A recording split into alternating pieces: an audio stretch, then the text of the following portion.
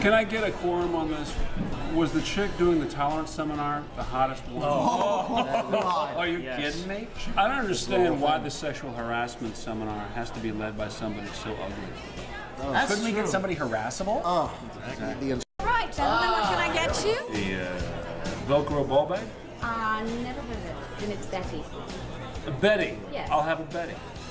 No, look, it's got fruit in it. It's a juice. Come, gentlemen. juice. A toast to termination without litigation. There you go. Wow. There it is. I like that. It's like a bird bed. I like that. Now, does that exclude blowjobs in the office?